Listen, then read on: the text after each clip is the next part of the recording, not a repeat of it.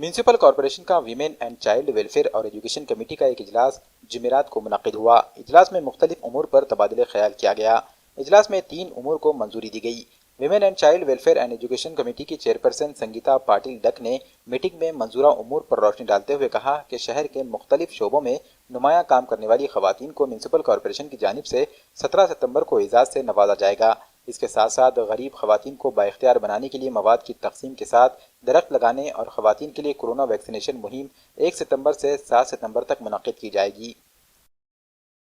आज महिला बाल कल्याण समितीचे आमची सभा होती आणि त्या सभेमध्ये 3 विषय आम्ही घेतलेले होते। त्यामध्ये एक 17 सप्टेंबरला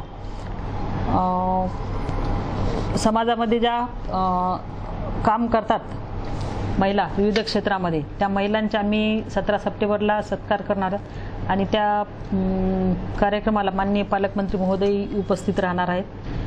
त्याचप्रमाणे दुसरा विषय होता की आपल्या कार्यक्षेत्रामध्ये ज्या गोरगरीब महिला आहेत त्या महिलांना सक्षम करण्यासाठी आम्ही समितीतर्फे विविध प्रकारच्या वस्तू वाटप करणार आहोत। आणि त्याचबरोबर तिसरा एक विषय होता की वृक्षारोपणाचा। आज आपण पाहिला असेल की मागच्या 1.5 वर्षापासून कोविडचा काळ चालू आहे आणि त्याच्यामध्ये ऑक्सिजनची कमतरता आपल्याला सगळ्यांनाच भासलेली आहे।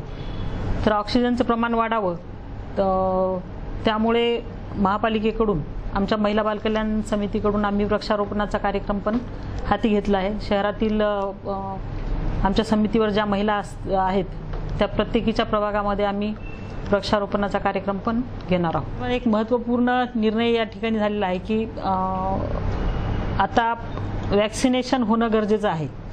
त्यामुळे महिला बालकल्याण समितीतर्फे आम्ही 1 सप्टेंबर ते 7 सप्टेंबर हा सप्ताह आम्ही साजरा करणार आहोत आणि त्यामध्ये वेगवेगळ्या प्रभागामध्ये वॅक्सिनेशनचं कॅम्प ठेवून विशेषतः महिलांना लसीकरण करण्यासाठी आम्ही प्रवृत्त करणार आहोत।